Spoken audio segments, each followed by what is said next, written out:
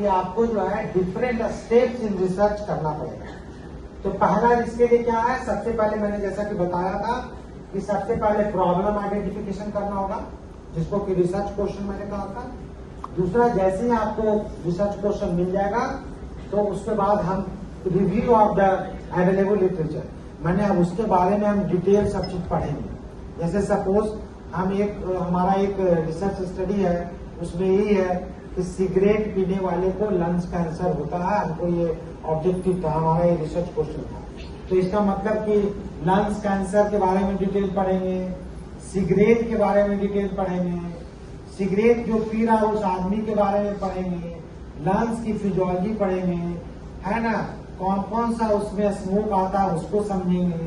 तो कहने का मतलब यह है जब सब चीज हम पढ़ लेंगे, अब पीछे क्या क्या अभी तक रिसर्च हुआ है लंग्स कैंसर के बारे में, स्मोकिंग के बारे में, वो सब पढ़ेंगे।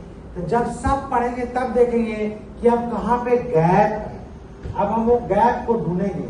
मैंने review of the available literature को पढ़ने से क्या पता चलता है जी, गैप पता चलता है। प्रॉब्लम तो पहले से ही पता होना चाहिए।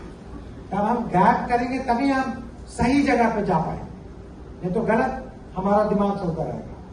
तो गैप को पता करने के लिए जितने भी हमारे कुछ प्रीवियस स्टडीज है उन सबों को हम पढ़ते हैं, रिव्यू करते हैं।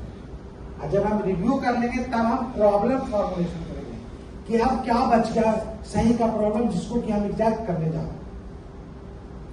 तो हमने देखा कि लंग्स कैंसर तो होता है, सिगरेट तो पढ़ गए, लेकिन ये हमने नहीं देखा कि कितने डेली, एक दिन में डेली सिगरेट पीने से कैंसर हो सकता था। क्या पता जो 10 सिगरेट एक दिन में ज्यादा पीता है वो वाला, अच्छा इसका गैप अभी है।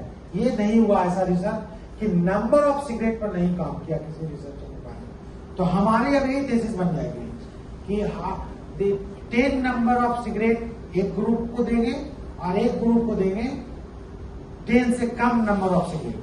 हमारे इसीलिए दोनों में 2 ग्रुप बना करके हम उसी पर रिसर्च कर डालेंगे। तो हम देखेंगे कि क्या इसमें कितने लोगों को लंग्स कैंसर हुआ और जो 10 सिगरेट से ज्यादा पीते हैं उसको कितने। तो हम इसके बाद सही चीज है प्रॉब्लम फॉर्मुलेशन कर लेंगे। समझे की बात। अब क्या होगा कि आइडेंटिफाई द मेथोडोलॉजी। अब हमको क्या करना होगा कि इसकी मेथड सेलेक्ट करनी होगी कि क्या हम इसमें कौन सा स्टडी लगाएं, केस कंट्रोल लगाएं, कोहॉर्ट लगाएं, रैंडमाइज कंट्रोल करें, कौन सा स्टडी करें, ये हमको आप पता करना होगा।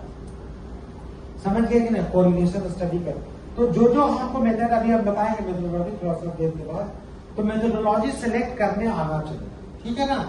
अब जब मेथोडोलॉजी सेलेक्ट हो गया तो हम उसको क्या कहेंगे कि राइटिंग द रिसर्च प्रपोजल। ये सुनो, अब इंपॉर्टेंट है यहाँ पर। तो जैसे आप लोग जब रिसर्च करेंगे ना तो सबसे पहले आपसे कहा जाएगा कि आप एक रिसर्च प्रपोजल बनाएंगे। वो देखिए 5वें नंबर पर, वो 5 तो सबको करना ही करना है रिसर्च करने से पहले ही। तो राइटिंग में क्या, राइटिंग ऑफ रिसर्च प्रपोजल करेंगे तो अपने मेंटरशिप के पास जमा करेंगे, अपने टीचर के पास जमा करेंगे। फिर जिस दिन ये जमा करेंगे रिसर्च प्रपोजल, उसी दिन उसकी जांच होगी, उसी दिन उसको पढ़ा जाएगा। आपको बोला जाएगा पढ़ के सुनाइए उसमें क्या क्या गलतियां हैं, सही में आपने लिटरेचर रिव्यू किया था कि नहीं किया था, सही में ये वाला गैप निकला कि नहीं। जब सब चीज अपना देख लेंगे तो हम इसको कर देंगे, परमिट कर देंगे कि ये सही का रिसर्च है, कर।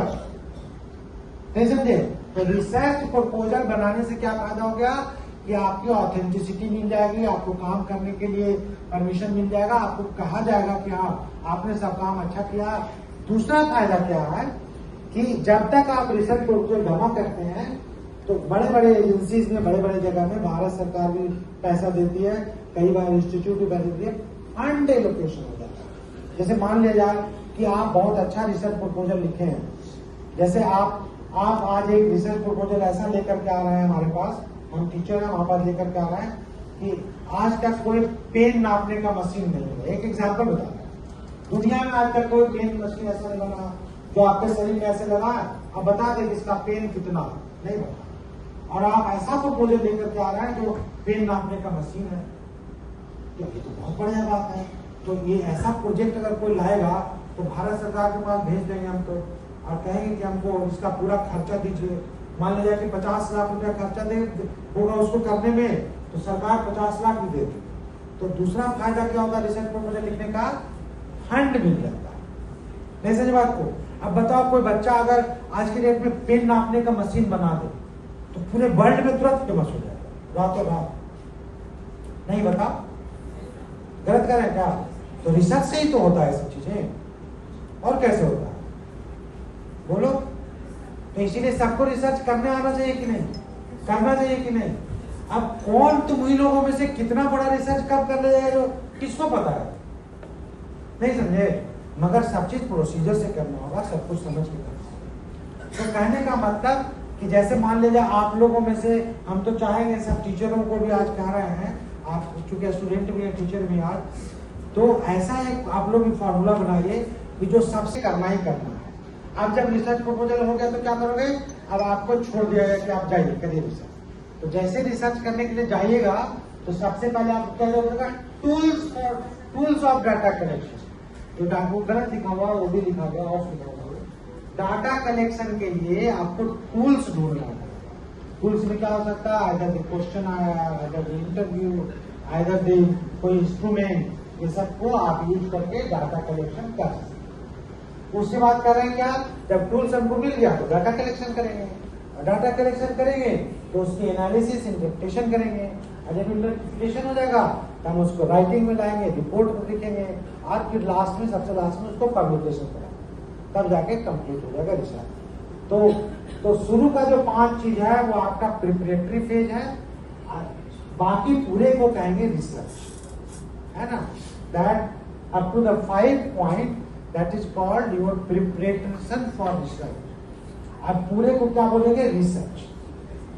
नेक्स्ट में क्या हुआ? नेक्स्ट